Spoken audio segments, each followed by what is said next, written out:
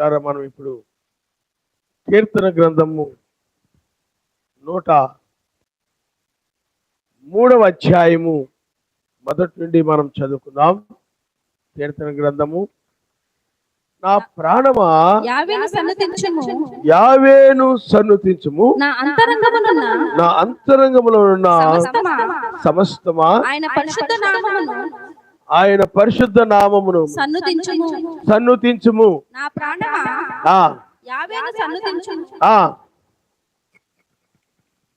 యావేను సన్నుతించుము.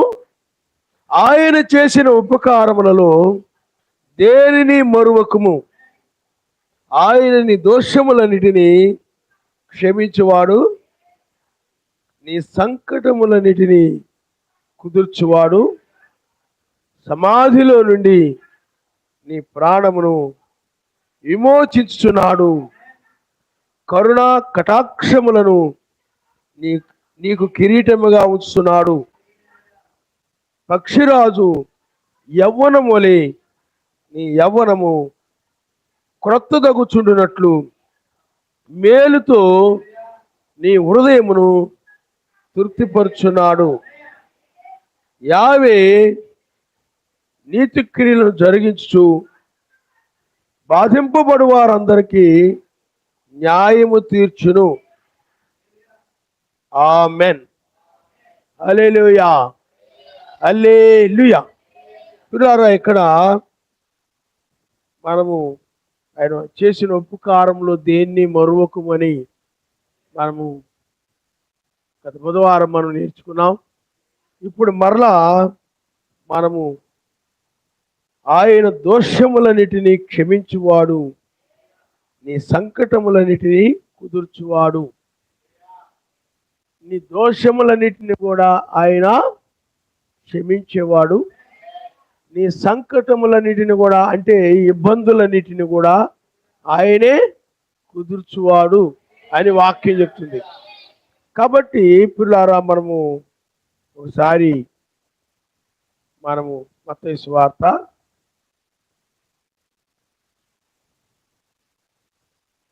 సువార్త 9వ అధ్యాయము మొదటి నుండి మనం చదువుకుందాం.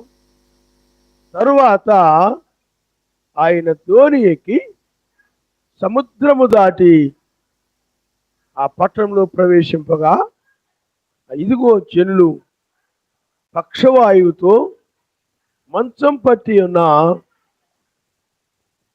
అతన్ని ఆయన ఎద్దకు తీసుకుని వచ్చారు.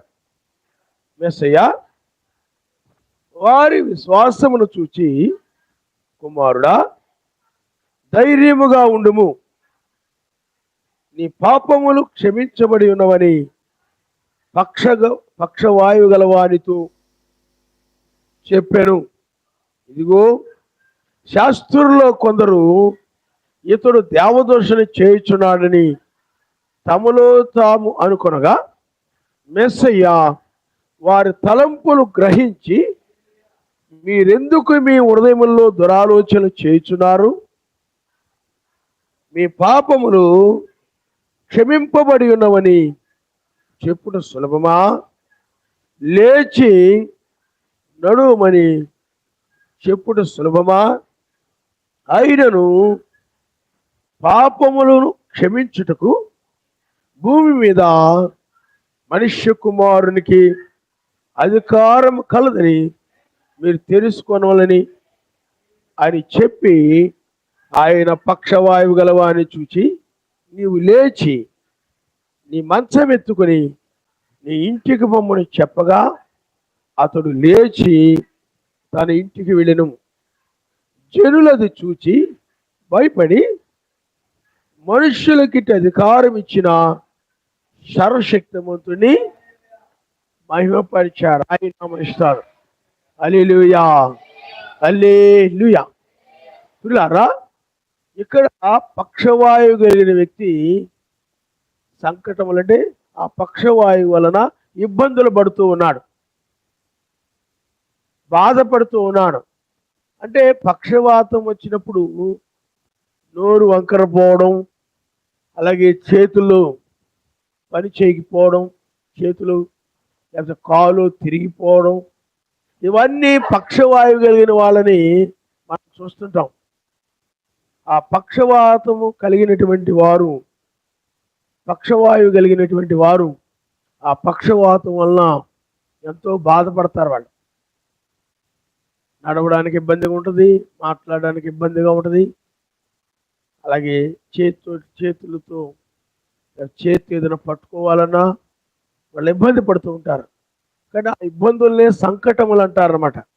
సంకటములను కుదుర్చువాడు అంటే ఇబ్బందులను కుదుర్చువాడు, ఇబ్బందులను తొలగించువాడు ఆయనే. హల్లెలూయా. అతడు చాలా ఆ పక్షవాయువుతోటి చాలా బాధపడుతున్నాడు. అతను ఆ మంచంలో కూర్చుని ఇబ్బందులు పడుతూ ఉన్నాడు అతడు. అయితే చూడండి, అతడు ఈ హాస్పిటల్కో అక్కడికో ఎక్కడికో తీసుకుని వెళ్ళారు.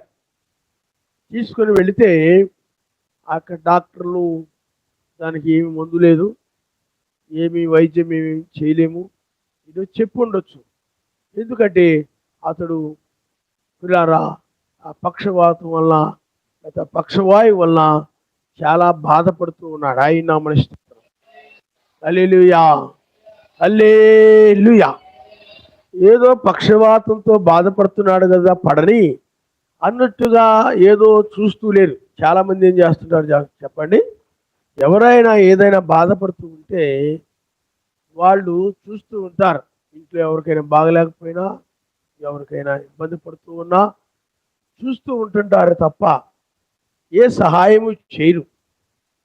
ఏమైనా సహాయం, మా సహాయం ఏమైనా మీకు కావాలన్నా ఆయన అడగరు, ఏమి పట్టించుకోరు అన్నమాట. అలాగా ఆయన మాట్లాడలేక, చెయ్యి బాగులేక అలాగే ఇబ్బంది పడుతూ ఉన్నా చూస్తూ ఉన్నారే తప్ప ఏమీ ఆదరణ కానీ లేకపోతే ఏమీ సహాయం కానీ చేయరు చాలామంది లోకంలో.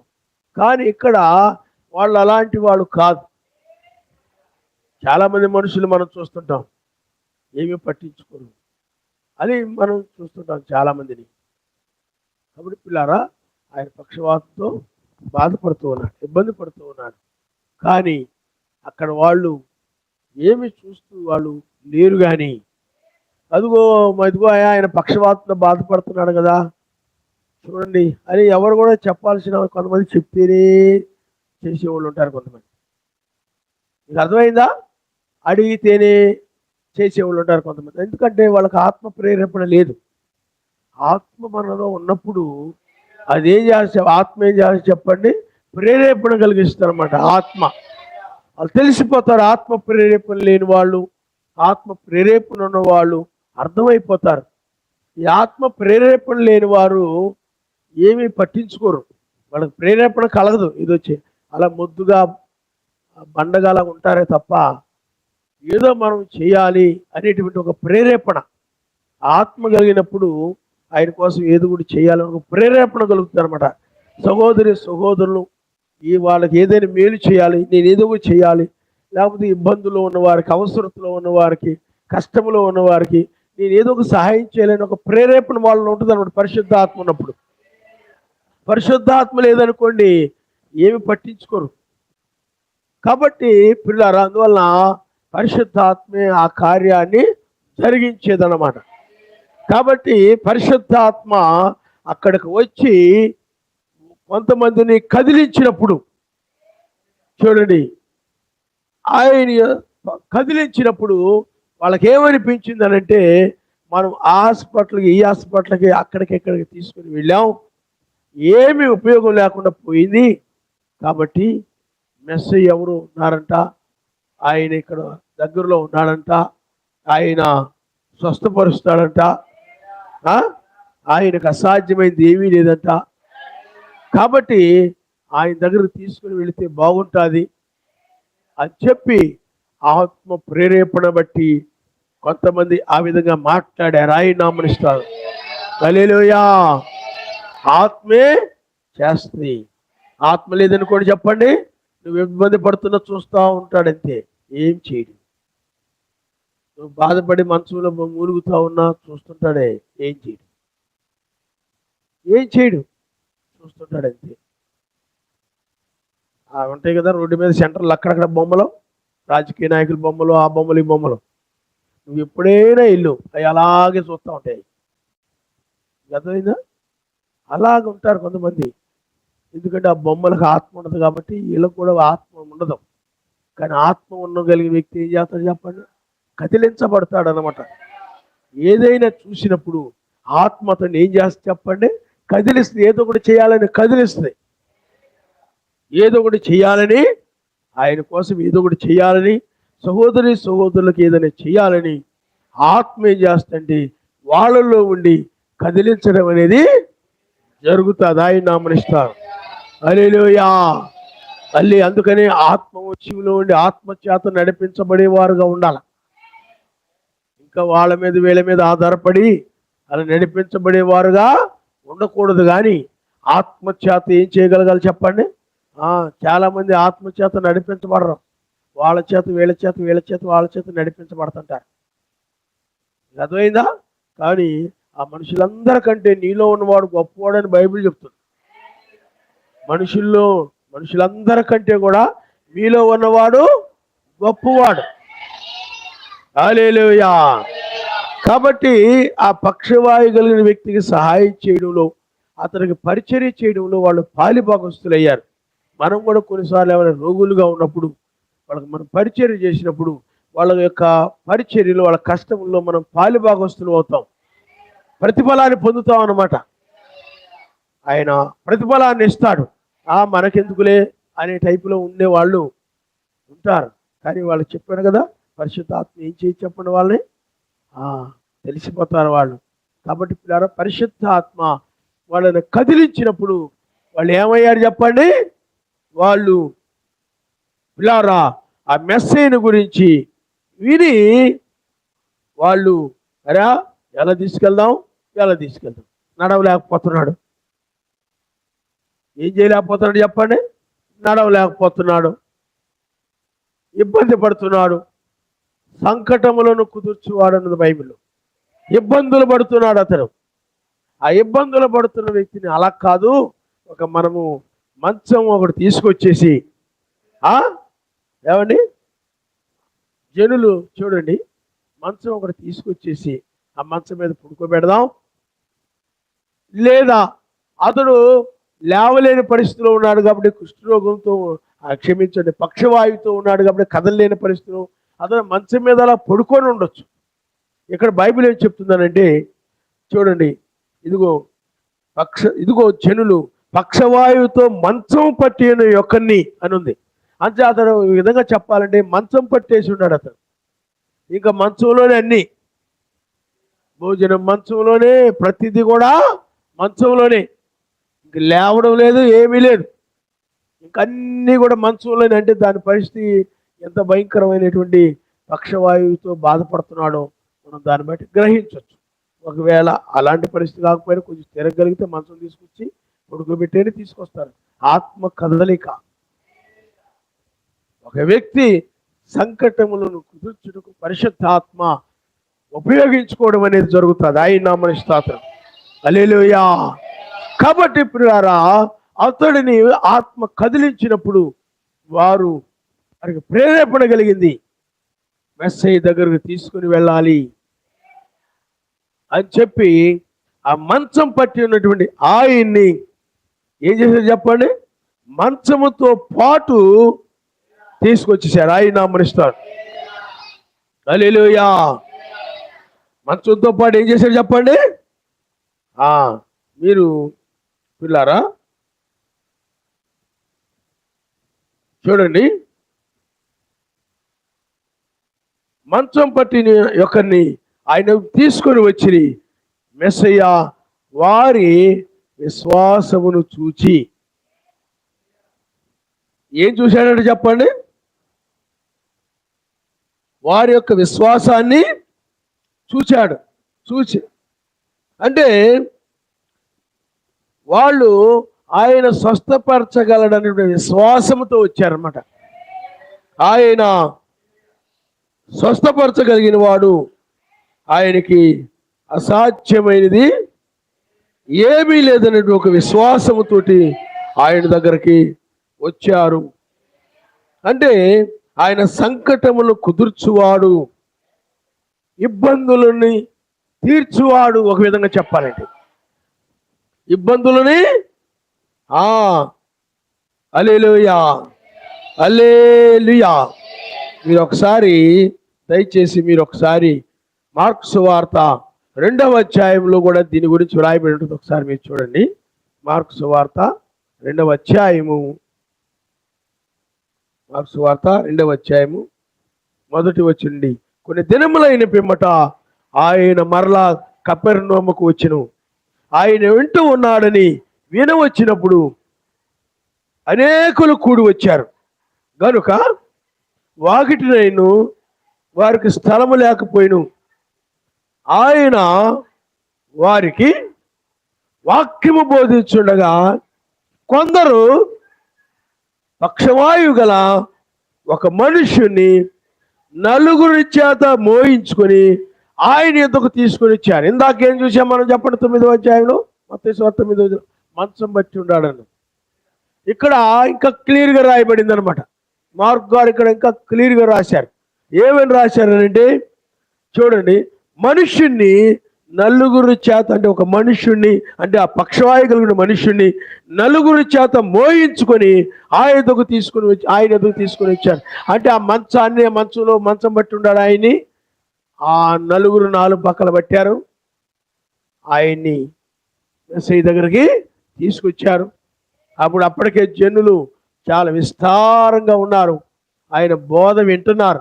ఆయన బోధిస్తూ ఉంటే ఆయన వాక్యాన్ని వాళ్ళు వింటూ ఉన్నారు. అనేకులు కూడి వచ్చారు ఆయన వింటూ ఉన్నాడని.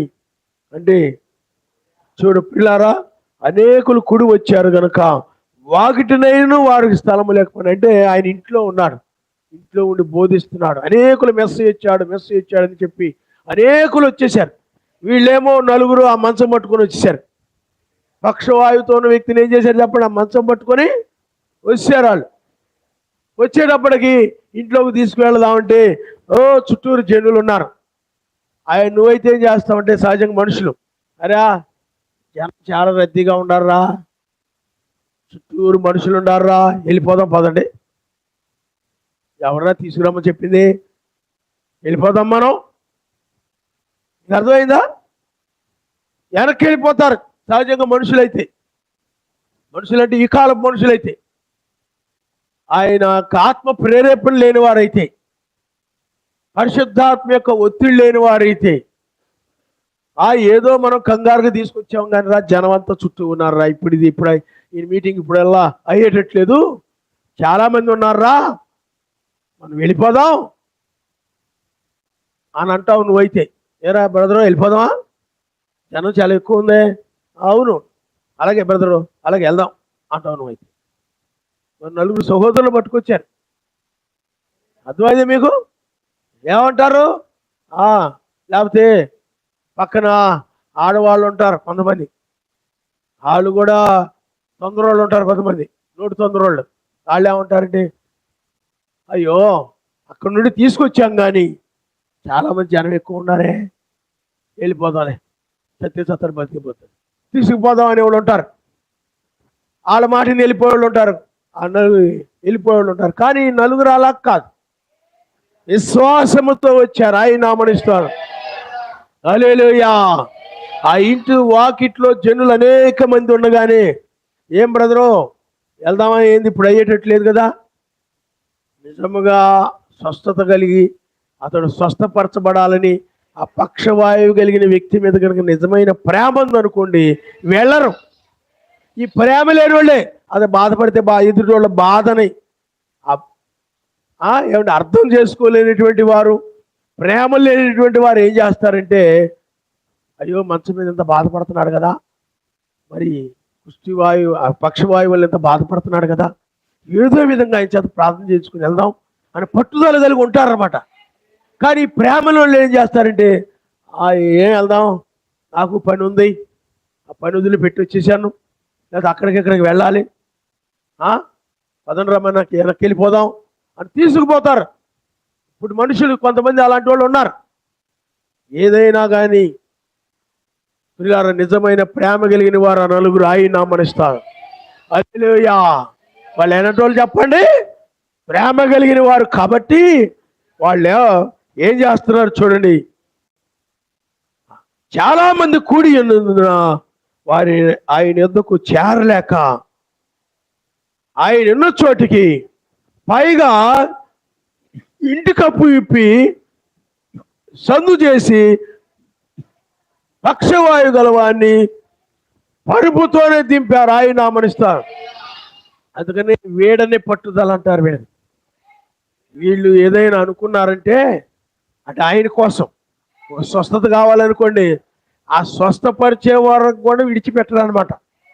వీళ్ళనే కానాను స్త్రీ ఉంది, ఆమె కూడా అంతే. ఏమండి, అమ్మా ఈ రొట్టెలు ఇజ్రాయేల్కే కానీ మీకు కాదమ్మా, కుక్క పిల్లలకు కాదు అని అంటే, అలాగేనండి పోనీ నేను మమ్మల్ని కుక్కలు అన్నారు కదా అని కోపగించుకుని వెళ్ళిపోతారు ఇప్పుడు వాళ్ళు అయితే. కానీ ఆవిడ అలా కానలేదు. ఆవిడ అన్నది, ఆ బల్ల మీద పడిన రొట్టె ముక్కలు కుక్కలు కూడా భుజిస్తాయి కదా. ఆ వదిలిపెట్టడం లేదు ఆమె. ఆమె ఏం చేస్తుంది చెప్పండి? పట్టుదల అంటారన్నమాట. ఆయన యాకోబు చూడండి, ఆశీర్వదించే వరకు కూడా విడిచిపెట్టలేదు. అలాగ ప్రార్థించే వాళ్ళే నిజమైనటువంటి వారు ఆయన నామనిస్తారు. ఏదైనా స్వస్థత కావాలన్నా, లేకపోతే ఏదైనా విడుదల కావాలన్నా, ఏ సహాయం కావాలన్నా, ఏదో అరగంట సేపు ప్రార్థన చేసి అయిపోయిందో లేచి వెళ్ళిపోయేవాళ్ళు కాదు. స్వస్థపరిచే వరకు కూడా లేకపోతే ఆ యొక్క మనం ఏదైతే అడుగుతున్నామో ఆయన సహాయం చేసే వరకు కూడా పట్టుదల వదలకుండా, బైబిల్ చెప్తుంది పట్టుదల కలిగి మీరు ప్రార్థన చేయడం అన్నారు. పట్టుదల అన్నమాట. వాళ్ళు ఏదో వెళ్ళిపోదాం లేరు, జనం ఎక్కువ మంది ఉన్నారు, సైకిల్ చేసుకుని వెళ్ళిపోయే రకం కాదు. వెళ్దామా బ్రదర్ అని ఏదో సైకిల్ చేసుకుని వెళ్ళిపోయే రకం కాదు. అదైందా తప్పించుకునే రకం కాదు. మనకెందుకురా ఈ బాధ అని తప్పించుకుని వెళ్ళే టైపు కాదు. ప్రేమ కలిగిన వారు. ఒకవేళ నలుగురు సంబంధించిన సహోదరుడే ఉండొచ్చు అతడు. అర్థమైందా? అతడు వాళ్ళ సహోదరుడేమో. కాబట్టి పిల్లారా, అక్కడ అనేక మంది ఉన్నప్పుడు కూడా వీళ్ళు పట్టుదల వదలట్లేదు. వీళ్ళు వెనక్కి వెళ్ళే రకంగా వెనక్కి వెళ్ళేవారు కాదు, లేరు. వాళ్ళు ఏదైతే వాళ్ళు పొందుకోవాలని వచ్చారో దాన్ని ఆయన దయచేసే వరకు కూడా ఆయన్ని వదిలిపెట్టనటువంటి స్వభావం కలిగిన వారిని మనం గుర్తించవచ్చు. ఆయన నామనిస్తారు. ట్రై చేశారు ఫస్ట్ వాకిట్లో గుండా, ఆ ద్వారంలో గుండా, అంటే వాకిట్లో గుండా ఏదో జనాన్ని అలా ఇలా తోసుకొని వెళ్ళాలని ప్రయత్నం చేశారు. కానీ అందరూ కూడా సీరియస్గా వాక్యం వింటున్నారు, శ్రద్ధగా వాక్యం వింటున్నారు. వీళ్ళని ఇబ్బంది పెట్టడం ఎందుకురా? ఏమండి, వీళ్ళు ఇబ్బంది పెట్టడం ఎందుకని? మెస్సీ ఎక్కడైతే నిలబడి ఉన్నాడో, ఎందుకంటే ఇక్కడ నిలబడి ఉన్నారు అనుకోండి మెస్సయ్య, జనం అక్కడ ఉన్నారు అనుకోండి, ఇలాగే ఉన్నారు అనుకోండి. దీనికి పైగా ఏం చేశారంటే పైకి ఎక్కి మంచం బట్టేంతగా పైన పెంకులో లేకపోతే తాటాకులో లేకపోతే ఇజ్రాయెల్ దేశంలో ఉన్నటువంటి ఇళ్ళు ఏవో పైన ఏమున్నాయో వాటిని తీసేశారు. తీసి ఆ మంచాన్ని ఏం చేశారంటే పిల్లారా పైగా ఇంటి కప్పు విప్పారంటారు. విప్పారంటే అది పాకాయి ఉండొచ్చు. కాబట్టి పిల్లారా విప్పి సందు చేసి పక్షవాయు గలవాణిని పరుపుతోనే దింపేశారట. పడుకున్న పరుపు కూడా తీసేయలేదు, ఏమీ లేదు. ఎందుకంటే చూడండి, విశ్వాసము, పట్టుదల, ప్రేమ, ఆత్మ ప్రేరేపణ. హల్లెలూయా, హల్లెలూయా. మీరు బ్రదర్ నేను వెళ్తానని రకం కాదు, వాళ్ళు వదిలిపెట్టే రకం కాదు. మీరు చూసుకోండి బ్రదరు అని తప్పించుకునే రకం కాదు. తర్వాత వద్దాం లేరా, జనం అందరూ వింటున్నారు కదా, ఇప్పుడు ఖాళీ అయిపోయాక వచ్చేద్దాం లేరా, ఇప్పుడు కంగారు ఏముంది,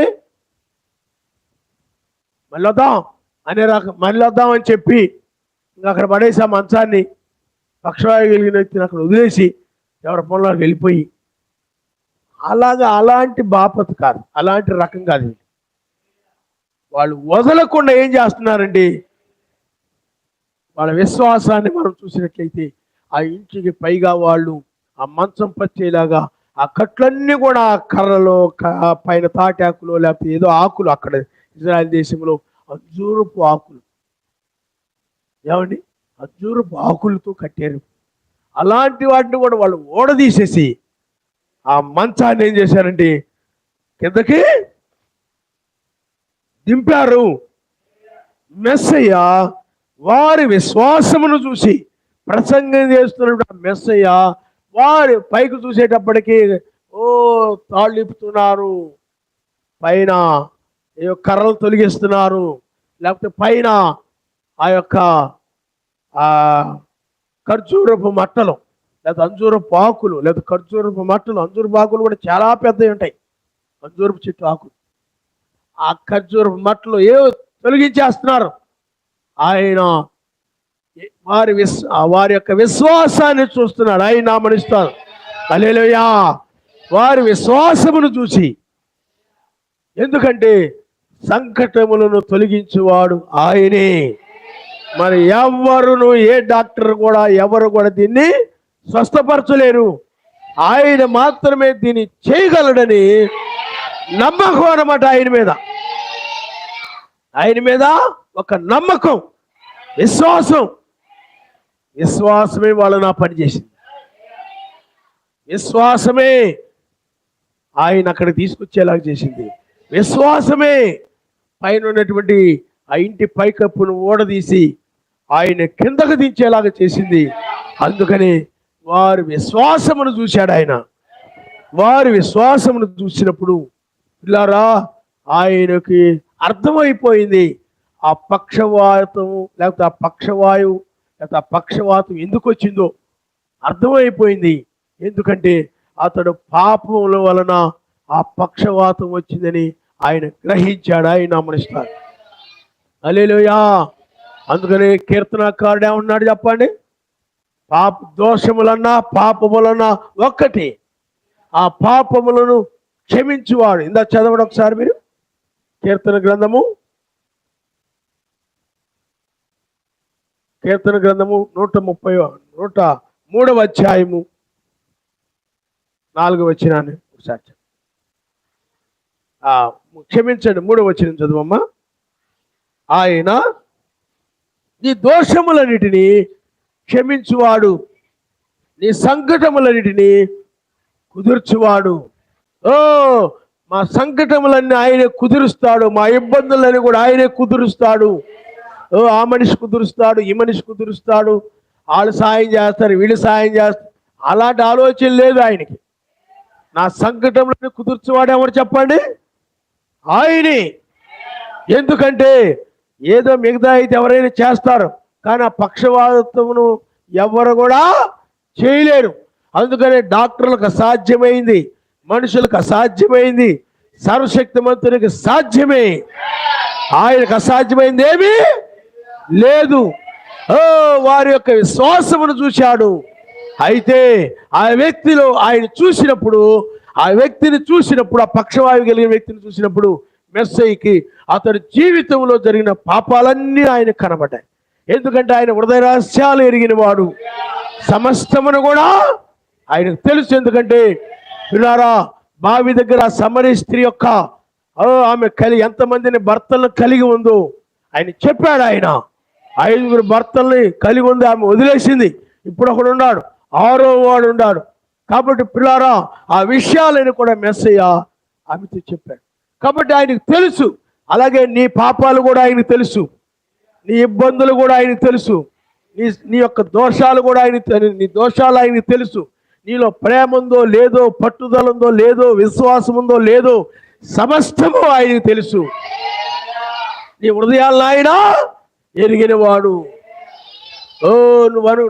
నీకన్నా నువ్వన్నా మర్చిపోతావేమో కొన్నిసార్లు, కానీ ఆయన సమస్తమును నీ జీవితం అంతా కూడా పుట్టిన దగ్గర నుండి ఎన్ని పాపాలు చేసావో నువ్వెవరికి చెప్పకపోయినా, నువ్వెవరికి తెలియకుండా నువ్వు ఉన్నా, చెప్పకుండా ఉన్నా, తెలియకుండా జీవిస్తున్నా అన్నీ కూడా ఆయనకు తెలుసు. నువ్వు అనుకుంటావు నా గురించి ఎవరికి తెలియదులే, నా గురించి నన్ను ఎవరు చూడట్లేదు కదా, నా గురించి ఏం తెలియదులే, ఎవరు చెప్తారేంటి. అలాగే ఈ పక్షవాయు కలిగిన వ్యక్తి కూడా అలాగే జీవించి ఉండొచ్చు. ఆ యొక్క సమరయ స్త్రీ ఉంది, ఆమె జీవితంలో ఉన్నటువంటి విషయాలన్నీ కూడా మెస్సయ్యకి తెలుసు.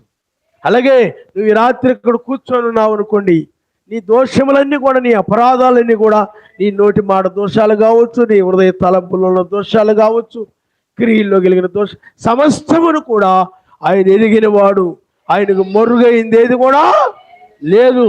నువ్వు మనుషులకు మరుగుగా నువ్వు దొంగతనాలు చేసినా, అన్యాయాలు చేసినా, మోసాలు చేసినా, అబద్ధాలు ఆడినా, ఎవరు ఎదుటి వాళ్ళని నువ్వు అబద్ధం ఆడి నువ్వు అబద్ధం చెప్తున్నావు నీకు తెలుసు, కానీ ఎదుటి వాళ్ళకి అది నిజమని నువ్వు నమ్మించవచ్చు, కానీ అది ఆయనకు తెలుసు. ఎదుటి వాళ్ళకి నువ్వు అబద్ధం చెప్పావే, వాళ్ళు నిజమని నమ్మారు దాన్ని, కానీ సర్వశక్తిమంతుడికి తెలుసు నువ్వు అబద్ధాలు చెప్పావని. అబద్ధాలు చెప్పి నువ్వు నీతిమంతురాలివి, నీ తప్పేమీ లేదన్నట్టుగా నువ్వు కనబరుచుకోవచ్చు, కానీ సమస్తము ఆయనకు తెలుసు. హల్లెలూయా, హల్లెలూయా. నీ హృదయంలో ఏమేమి అనుకుంటున్నావు, ఏమేమి తలంచుతూ ఉన్నావు, ఎవరి గురించి ఏమేమి ఎలాంటి తలంపులు కలిగి ఉన్నావు, సమస్తము కూడా ఆయనకి తెలుసు. ఎవరి పట్ల ఎలాంటి తలంపులు కలిగి ఉన్నావు, మంచి తలంపులు కలిగి ఉన్నావా, దుష్ట తలంపులు కలిగి ఉన్నావా, నీ యొక్క ప్రతి ఆలోచనలు కూడా ఆయనకి తెలుసు. ఆయనకేమీ తెలియదు అనుకోవద్దు, ఎందుకంటే ఆయన సర్వము వ్యాపించిన వాడు. ప్రపంచంలో ప్రతి మనిషిని యొక్క పాపాన్ని, ప్రతి దోషాలని ఆయన ఎరిగిన వాడు. కాబట్టి ఆయన ఏదో నరుడు కాదు. ఇక్కడే నరుడు ఏం చేస్తాడు చెప్పండి, ఇక్కడే చూడగలుగుతాడు. ఇప్పుడు నేను ఉన్నాను అనుకోండి, ఇక్కడే చూడగలుగుతాను, నా కంటికి ఎంతవరకు కనపడుతుందో అంతవరకు చూస్తాను, కానీ అమెరికాలో ఉన్న విషయాలు చూడగలనా, నా కళ్ళతోటి చూడలేను. ఏమండి, ఇప్పుడైతే యూట్యూబ్లో అలాంటివి వచ్చాయి, ఏమండి, అదైనా వాళ్ళు ఆ యూట్యూబ్లో పెడితే తెలుస్తాయి. యూట్యూబ్లో పెట్టకుండా అమెరికాలో ఎన్నో పాపం కార్యాలు జరుగుతున్నాయి, అలాగే రష్యాలో జరుగుతున్నాయి, చైనాలో జరుగుతున్నాయి, అలాగే ప్రతి దేశంలో కూడా అన్నిటిని కూడా ఆయన చూస్తున్నవాడు. అర్థమైందా? ప్రతిదీ కూడా నువ్వేమనుకుంటున్నావో, ఏమిటో, నువ్వు ఇక్కడ వాక్యం వింటూ ఎవరి గురించి ఆలోచిస్తున్నావో, ఏమిటి, సమస్తము కూడా ఆయనకు తెలుసు. అందువల్ల నువ్వు ఆయనకు మరుగ్గా ఉందేమో, ఆయనకు తెలియదేమో అనుకోగాకు. ఆయనకు అన్నీ బైబిల్లో సౌలు రాజు ఉన్నాడు. సౌలు రాజు ఇలారా అమాలేకీలను అందరూ హతమార్చమని సమూయేలు చెప్తే దాన్ని పక్కన పెట్టేసి అతడు జనులు చెప్పినట్టు జనులు సలహాలు తీసుకొని, జనులను ఒక మాట అడుగుదాం, వాళ్ళని అడగకుండా మనం కనుక చేసినట్లయితే వాళ్ళు మళ్ళీ కోపం పెట్టుకుని ముఖం మార్చుకుంటారేమో, మూతెత్తి పట్టుకునే ఉంటారేమో, అలాగ మనుషులకు భయపడి కొంతమంది ఏం చేస్తారు చెప్పండి, సర్వశక్తి మంత్రులు చెప్పింది, సేవకుడు చెప్పింది చేయరు, మరలా వెళ్ళి ఆ యొక్క ఎవరికైతే భయపడుతుంటారో వాళ్ళు అడుగుతారు వెళ్ళి. అలాగే సౌలు అలాంటి వాళ్ళు ఉంటారు కొంతమంది. ప్రవక్త ఏదైనా చెప్తే నువ్వు ఆయన ఏం చెప్పాడు దాన్ని చేయాలి తప్ప నువ్వు వాళ్ళ సలహా వీళ్ళ సలహా తీసుకున్నావంటే నువ్వు, అందుకని అంటాడు సౌలు అంటాడు, వాళ్ళకి జడిసి సమూయేలు ఏం చెప్పాడు దాన్ని చేయకుండా జనులు చెప్పినట్టు కొంత చేశాడు. అందువల్ల అతడు దోషి అయిపోయాడు. ఎందుకంటే సర్వశక్తి మంత్రులు భయపడి నడవాల్సిన దానికి బదులుగా ఎవరికో భయపడి, లేకపోతే జనులకు భయపడి వాళ్ళకు గనక నేను చెప్పకుండా అమాలేకులందరూ హతమార్చి కనుక చేసినట్లయితే, నాకు చెప్పకుండా మీరు చేసుకుపోతారా అని వాళ్ళు కోపగించుకొని వాళ్ళు మరలా ఏమైనా చేస్తారేమో అని భయపడేటువంటి మనుషులకు భయపడేవాడు. పిరికివారు అంటారు వీళ్ళు. అర్థమైందా? ఇలా టైప్ వాళ్ళు పరలోక రాజ్యానికి రారు. సౌలు లాంటి వాళ్ళు పరిశుద్ధాత్మను పోగొట్టుకుంటారు. ఏదైనా వాక్యం చెప్పిందంటే దాన్ని నువ్వు చేయాల్సిందే. వాళ్ళు ఏమనుకుంటారో, వీళ్ళు ఏమనుకుంటారో, వాళ్ళు చెప్పకపోతే ఏమైందో, ఏమండి మళ్ళీ అలుగుతారేమో, మాట్లాడరేమో, పొందీరేమో. అలాగే అదొక ఆ తెక్కోళ్ళు ఉంటారు కొంతమంది, ఆయన తెక్కోళ్ళు అసలే తెక్కోళ్ళు కాబట్టి ఎందుకైనా మంచిది అని అలాగ సౌలు ఆ జనులతో అలాగా చేసి ఏమైపోయాడు చెప్పండి? పాపి అయిపోయాడు. ఆ విషయము సర్వశక్తిమంతుడు చూశాడు, ఆయన నామనిస్తాడు.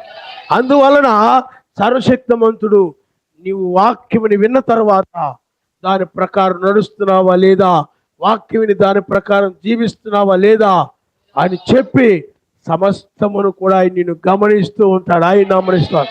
హల్లెలూయా. ఆయన దూతలు నిన్ను గమనిస్తూ ఉంటారు. బ్రహ్నాం గారు అంటారు రికార్డింగ్ ఏంజల్స్ ఉంటారని చెప్పాడు ఆయన. రికార్డింగ్ ఏంజల్స్ అంటే ఒక్కొక్కరికి ఒక్కొక్క రికార్డింగ్ ఏంజల్ ఉంటారు, దూత.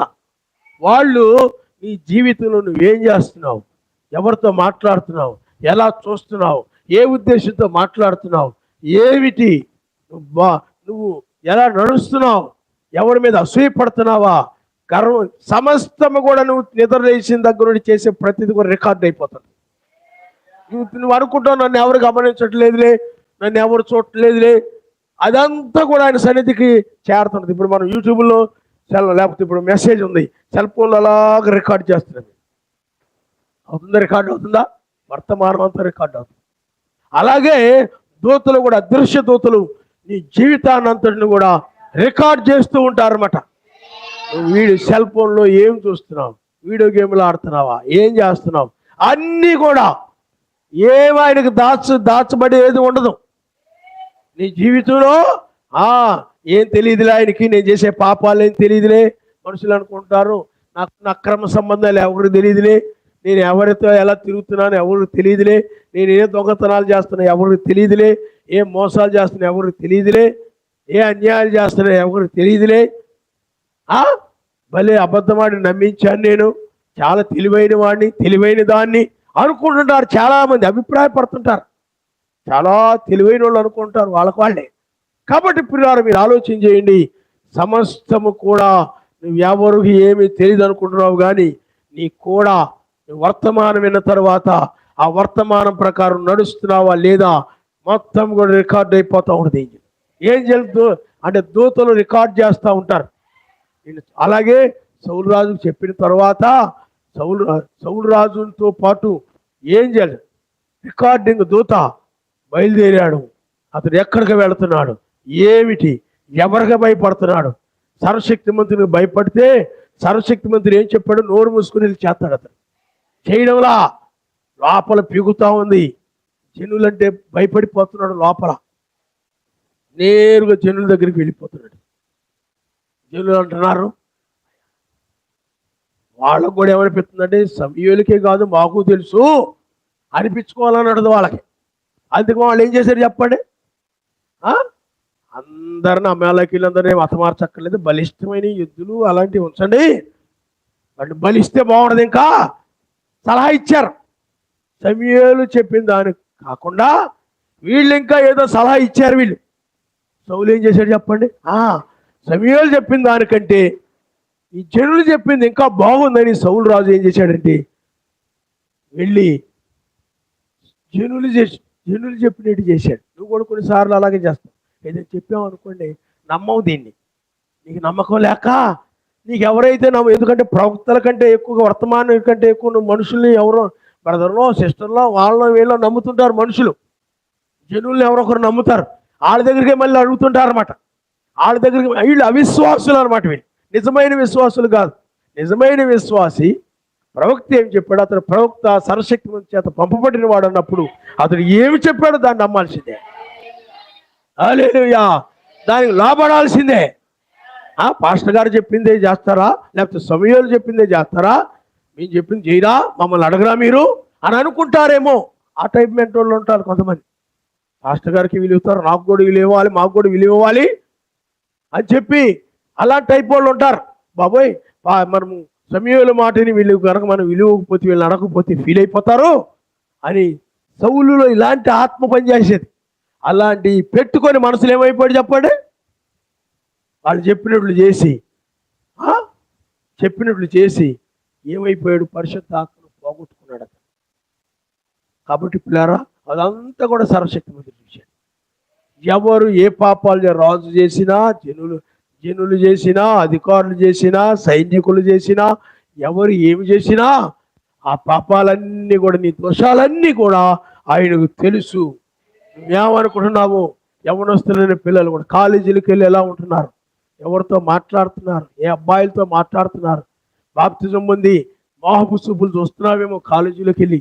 ఆ అబ్బాయి యొక్క, ఈ అబ్బాయి యొక్క, ఆ అమ్మాయి యొక్క, ఈ అమ్మాయి యొక్క, మీ లేకపోతే ఇంటి దగ్గర ఇంటి ముందాయనను, లేకపోతే ఇంటి వెనకాయను, ఇంటి పక్కాయను, లేకపోతే ఇంటి వెనకావిడను, ముందావిడను, ఆ తోవలో వచ్చావిడను, ఎవరొకరు నువ్వు ఆ చెడ్డ చూపుతో, మోహపు చూపుతో గనక నువ్వు చూస్తూ ఉన్నట్లయితే అది మొత్తం కూడా రికార్డ్ అయిపోతుంది. రికార్డు అందువల్లే ఆ రికార్డ్ అయిపోతుందంటే ఏమైపోతారు చెప్పండి? నిజమైన విశ్వాస అయితే భయపడతాడు. బాబోయ్, నా గురించి రికార్డు అయిపోతుంది, సమస్తము సర్వశక్తిమంతుని సన్నిధికి వెళతాది, ఆయన చూస్తాడు అని భయపడి చాలా జాగ్రత్తగా ఉంటాడు. కానీ నిజమైన విశ్వాస కాదనుకోండి, ఆయన్ని నమ్మడు, తన ఇష్ట ప్రకారం ఉంటాడు, తన ఇష్ట ప్రకారం నడుస్తాడు. అతడు దోషాలను సంపాదించుకుంటాడు, పాపాన్ని సంపాదించుకుంటాడు. ఏమన్నా పాపాన్ని మూటగట్టుకొని ఉంటారు, దాన్నే పాపాన్ని ఏం చేస్తాడు చెప్పండి? మూటగట్టు. అలాగే ఇతడు కూడా ఆ విధంగా పాపములను బట్టి బైబిల్ చెప్తుంది. బైబిల్లో మనము ఒకసారి యాకోబు రాసిన పత్రికలో మనం చూసినట్లయితే,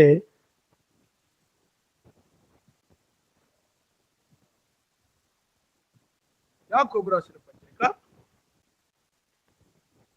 రాసిన పత్రిక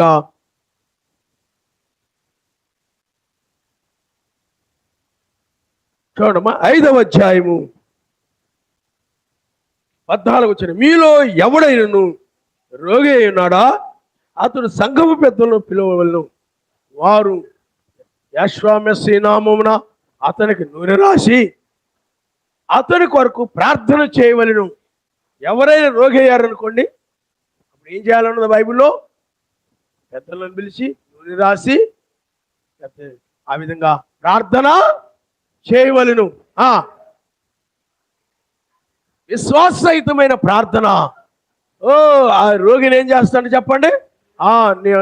నేను గనక ఆ విధంగా ప్రార్థన గనక ఆ విధంగా చేసుకున్నట్లయితే, అలాగా చేయించుకున్నట్లయితే నాకు స్వస్థత కలుగుతుందని విశ్వాసము కలిగిన వ్యక్తి, ఈ పక్షవాయు కలిగిన వ్యక్తి ఎలాంటి విశ్వాసము కలిగి ఉన్నాడో అలాంటి విశ్వాసము కలిగిన వ్యక్తి ప్రార్థనను నమ్ముతాడు. అతడు ప్రార్థన వల్ల నాకు విడుదల కలుగుతుంది, స్వస్థత కలుగుతుంది, నమ్మే వ్యక్తి అన్నమాట అతడు. అర్థమైందా? అలాంటి వ్యక్తి ఇలారా అప్పుడు నూనె రాసి ప్రార్థించి నీడలా స్వస్థపరచబడతాడు, అతడు లేపబడతాడు. అతడు పాపములు చేసిన వాడైతే, ఎందుకంటే దీన్ని బట్టి మనకు అర్థమయ్యేది చెప్పండి, పాపాల వల్ల కూడా రోగాలు వస్తాయి. చూడండి, పాపక్షమాపణ నందును మీ పాపములు ఒకరితో ఒకరు ఒప్పుకొనుడి. నీ ఎవరి విషయంలో ఏదైనా పాపం చేసావు అనుకో, వెళ్ళి వాళ్ళతో ఏం చేయాలి చెప్పండి? ఒప్పుకోవాలి. ఒప్పుకొని వచ్చే నువ్వు ఇక్కడ కూర్చోవాలి. నువ్వు సహోదరులు నువ్వు ఏదో ఒక తప్పు చేసావు, ఏదో తోలనాడావు, కసిరావు, ఇసిరావు, ఏదో ఒకటి, అది అయ్యో నేను అలా అనకుండా ఉండాల్సింది, తప్పు చేశాను అనిపించింది అనుకోండి, వాళ్ళతో సమాధానపడి అప్పుడు నువ్వు ప్రార్థన చేసినప్పుడు నీ ప్రార్థన ఆయన సన్నిధికి వెళ్తావు తప్ప వాళ్ళు ఏమనుకోరులే, అలా అన్నా కూడా పెద్ద పట్టించుకోరులే. నా భార్య కాబట్టి నేను చేసుకున్నాను కాబట్టి నేను ఎన్నన్నా పడాల్సిందే, ఆ మాత్రం అంటే పడదేటి అని అనుకొని ఏమి సమాధాన పడకుండా పట్టించుకోకుండా ఉన్నాయి. ఇక్కడికి వచ్చి ప్రార్థన చేసావు అనుకో, ఏమి వెళ్దా నీ ప్రార్థన పైకి. ఎంతగా ఎంత గంటలు చేసినా, ఎంత సమయం చేసినా, ఇంటికి వెళ్ళి నువ్వు చేస్తున్నా ఏమి వెళ్ళదు. అందుకని ఒకరితో ఒకడు నువ్వు ఎవరితో అయితే నువ్వు పాపం చేసావు అతని దగ్గరికి వెళ్ళి నీ విషయంలో నీ పాపం చేశాను, లేకపోతే నీకు ఇదిగో ఒక అబద్ధం చెప్పాను, లేకపోతే అన్యాయం చేశాను, ఏమండి పిల్లలు, దాని అంతటి విషయం ఏం చేయాలి చెప్పండి? హల్లెలూయా, హల్లెలూయా. అందుకని మీరు స్వస్థత పొందినట్లు ఒకరి కోసం ఒకరు ప్రార్థన చేయుడి అని. ఒకరి కోసం ఒకరు ఏం చేయాలన్నది? స్వస్థత పొందినట్లు. ఎవరైనా రోగిగా ఉన్నారనుకోండి, వాళ్ళ గురించి మిగతా ప్రార్థన చేయాలి. ఇప్పుడు చూడండి, పట్టుదలగా ప్రార్థన చేయాలి. చూడండి, వాళ్ళ పట్టుదలతో వస్తున్నారు, పట్టుదల. నాయన అతను క్షమించు, అతని పాపములు క్షమించు, అతని పాపాలు ఏంటో అతను తెలుసుకునేలాగా సహాయం చేయి అని ప్రార్థన చేయాలి. స్వస్థత పొందినట్లు ఒకరి కోసం ఒకరు ఏం చేయాలని చెప్పండి? పట్టుదల. మరి పేతురు చెరసాల్లో వేయబడినప్పుడు ఏదో కాసేపు ప్రార్థన చేసుకుని రండిరా, పేతురు గారు చెరసాల్లో వేశారంట అని ఒకరికొకరు ప్రార్థన చేసుకుని వచ్చి ఏదో ఒక అరగంట ప్రార్థన చేసుకుని వెళ్ళిపోయారా? ప్రార్థన ఆరంభించారు, చేస్తున్నారు 12 అయిపోయింది, ఇంకా టైం అయిపోయింది, చేస్తూనే ఉన్నారు. ఆ పేతురు గారు విడుదల పొందాడని ఆ కబురు వచ్చే వరకు కూడా, పేతురు గారు వచ్చి తలుపు తట్టే వరకు కూడా వాళ్ళు ఏం చేస్తారో చెప్పండి?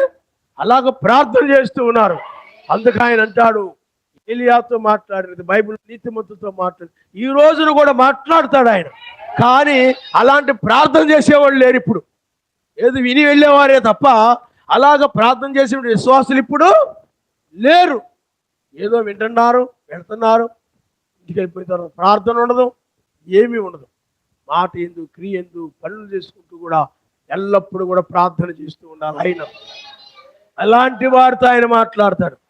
అలాంటి వారు ప్రార్థించినప్పుడు వారు ప్రార్థన వల్ల స్వస్థత పొందుతారు, ఆయన నమ్మనిస్తారు. అందుకని అక్కడ అంటాడు తర్వాత, ఏలియా మన వంటి మనుష్యుడే. ఆ నీతిమంతుడు ప్రార్థన చేసినప్పుడు ఆ నీతిమంతుని ప్రార్థన బహుబలంగా ఉంటుంది. వర్షము కురమంటే కురిసింది, ఆగిపోమంటే ఆగిపోయింది. వర్షం ఆగిపోమంటే ఆగిపోయింది, కురమంటే కురిసింది. కారణం ఏంటి? అతడు నీతిమంతుడు, అతడు ప్రార్థనాపరుడు. అతడు ఈ రోజుల్లో మనుషుల్లో అలాంటి ప్రార్థన లేదు. అందుకే వాళ్ళ జీవితాలు ఏమి లేవు చెప్పండి? స్వస్థతలో లేవు.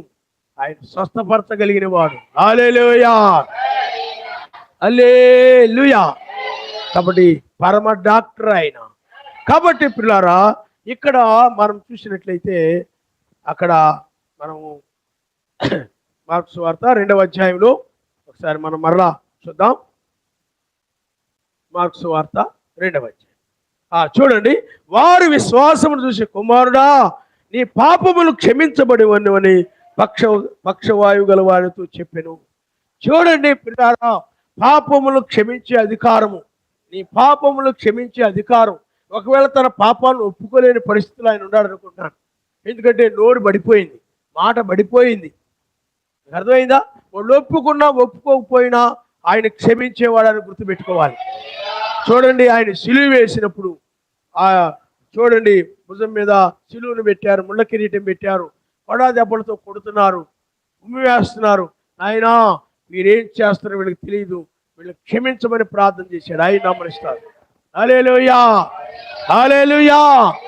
కాబట్టి నీ పాపాలను క్షమించే అధికారము ఆయనకున్నది. అలాగే సహోదరుల విషయంలో పాపాలు చేసినట్లయితే, వాళ్ళ దగ్గర ఒప్పుకున్నట్లయితే, ఆ విధంగా నువ్వు క్షమించబడి నువ్వు రక్షించబడడానికి అవకాశం ఉందన్నమాట. కాబట్టి పిల్లల పాపములు క్షమించబడినప్పుడు, అందుకని నీకు ఏదైనా బలహీనత వచ్చినప్పుడు, రోగం వచ్చినప్పుడు, దాని గురించి నువ్వేం చేయాలి? మొట్టమొదట నాలో ఏమైనా పాపాలు ఉన్నాయా, నేనేమైనా పొరపాటు చేశానా, నేనేమైనా తప్పు చేశానా, ఎక్కడైనా మాట వల్ల ఏమైనా దోషాలు చేశానా, ఎందుకు వచ్చింది నాకు ఈ శిక్ష, ఎందుకు వచ్చింది నాకు ఈ వ్యాధి, ఎందుకు వచ్చింది నాకు ఈ రోగము అని చెప్పి నువ్వు పరిశీలన చేసుకోవాలి. ఎప్పుడు చూసినా ఎదుటోళ్ళ తప్పులు ఏమి దొరుకుతాయా, ఎదుటోళ్ళ వంక చూసి ఎప్పుడు చూసినా పరిశీలించడం కాదు, నీ జీవితాన్ని కూడా నువ్వు పరిశీలించుకోవాలి. చాలామంది వాళ్ళ జీవితాన్ని పరిశీలించుకోవాలి, వాళ్ళ జీవితంలో బోల్డ్ తప్పులు కనపడుతుంటాయి, అవి ఏమి చూసుకోరు. అందుకనే వాళ్ళ కంటిలో ఉన్న దూలాన్ని చూడరు, ఎదుటి వాళ్ళ కళ్ళలో ఉన్న నడుసులు మాత్రమో పెద్ద దూలం ఉంటుంది, పెద్ద పాపాలు ఉంటాయి వాళ్ళ జీవితాల్లో. ఆ రోజుల్లో కూడా పరిశీలన ఏం చేశారు చెప్పండి? ఆ రోజుల్లో కొంతమంది ఏం చేశారు? ఒక పాప ముందు పట్టబడిన స్త్రీని తీసుకొచ్చి మెసేజ్ నిలబెట్టారు. అప్పుడు ఆయన అన్నాడు, మీలో మొట్టమొదట పాపం లేనివాడు రాయేయమని. అందరిలో పాపాలు ఉన్నప్పుడు నోరు మూసుకుని వెళ్ళిపోయారు. వీళ్ళు కూడా చాలామంది పాపాలు ఉంటాయి వీళ్ళ జీవితాల్లో చాలా తప్పులు ఉంటాయి. కోపంతో, ఆవేశంతోనో లేకపోతే ఏదే విధంగా బోల్డ్ తప్పులు, బోల్డ్ తిట్లు, బోల్డ్ ఉంటాయి వీళ్ళ జీవితాల్లో. కానీ వీళ్ళకి ఏం కనపడవు. ఎదుటి వాళ్ళ మీద మాత్రం ఏం చేస్తారో చెప్పండి? రాళ్ళేయడానికి సిద్ధంగా ఉంటారు అన్నమాట. తప్పులు దొరికితే ఏదో ఒకటి మోపుదామని చూస్తూ ఉంటారు. ఏదో ఒకటి తప్పు దొరికితే వీళ్ళు దోషులరా, వీళ్ళు పాపులయ్యా, వీళ్ళు తప్పులు చేశారు అని పట్టుకొని పీడిస్తూ ఉంటారన్నమాట. వీళ్ళు ఎలాంటి వాళ్ళు తెలుసా? కోడి దొరికిందనుకోండి, కోడి ఏకలనే కాదు, ఏకలు బీకేస్తారు. చిన్న చిన్నవి కూడా మిగిలిపోయి ఉంటాయి. అవి మనం బయట తెచ్చుకున్నాం అనుకోండి, వాళ్ళు పైపైన బీగేస్తారు, చిన్న చిన్నవి ఉండిపోతాయి. అలాగే ఉండేస్తున్నారు చాలామంది. కానీ చిన్న చిన్న దూదిలాగా ఉంటాయి అన్నమాట. అలాంటివి కూడా వదలకుండా తీసే టైప్ అనమాట, పీకేసే టైం. అంటే అంతగా పీడించేస్తుంటారు, విశాఖ పట్టేస్తారు, వదలరు. మరి వాళ్ళ జీవితాల్లో ఉన్న తప్పులు మాత్రము పట్టించుకోరు. అదే నువ్వు గమనించాలి సుమా. పిల్లారా, నువ్వు అది ఆలోచన చేయాలి. ఎదుటివారు మనసుల్లో కాదు, మొట్టమొదట నీ కంటిలో ఉన్న దూలాన్ని తీసివేసుకునము, అప్పుడు అవి తేటగా కనపడతాయి అని చెప్పాడు. ఆయన గమనిస్తాడు. హల్లెలూయా, హల్లెలూయా. కాబట్టి ఆయన తేటగా, ఆయన కన్నులు ఆ పక్షవాయు కలిగిన వ్యక్తి జీవితంలో ఉన్న పాపాలను చూసి కారణం ఎందుకంటే ఆయన జీవితంలో, ఆయన కళ్ళల్లో ఏ పాపము లేని పరిశుద్ధుడు ఆయన గమనిస్తాడు. హల్లెలూయా. పాపము లేదు కాబట్టి ఆయన నిర్దోషి, నిష్కల్మషుడును, పాపుల్లో చేరక ప్రత్యేకముగా ఉన్నవాడును, అటు ప్రధాన యాజకుడు మనకు సరిపోయిన వాడు. పాపాలన్నీ ఒప్పుకున్నట్లయితే ఆయన క్షమిస్తాడు. క్షమించే అధికారము ఆయనకున్నది. క్షమిస్తాడు కదా అని చెప్పి నీ ఇష్టం వచ్చినట్టు మరలా చేయడం, మరలా క్షమించమని అనడం, మరలా క్షమించమని అడుగుదాంలే అని బండల కొద్ది పాపాలు చేయడం, మళ్ళీ క్షమించమని అనడం. బైబిల్ ఏం చెప్తుందంటే అలా బుద్ధిపూర్వకంగా పొరపాటును కనుక అయినట్లయితే ఆయన క్షమిస్తాడు. కానీ నీకు తెలిసి ఉండి కూడా నువ్వు చేసినట్లయితే ఆ పాపపు పనులు, ఆ పాపపు వ్యవహారాలు, కథలు నడపడం, ఇవన్నీ నువ్వు చేసినట్లయితే ఉగ్రత తప్ప మరి ఏమీ ఉండదని బైబిల్ చెప్తుంది. హల్లెలూయా. అందుకనే ఈ చివరి కాలంలో బలహీనతలన్నీ పోయి పరిపూర్ణమైన బలవంతులు అయిపోవాలి. నీలో ఆ బలహీనత, ఈ బలహీనత అవేమీ ఉండకుండా, అది కొరింథీ సంఘంతో అంటాడు, మీరు ఇంకనూ బలహీనులు కారా?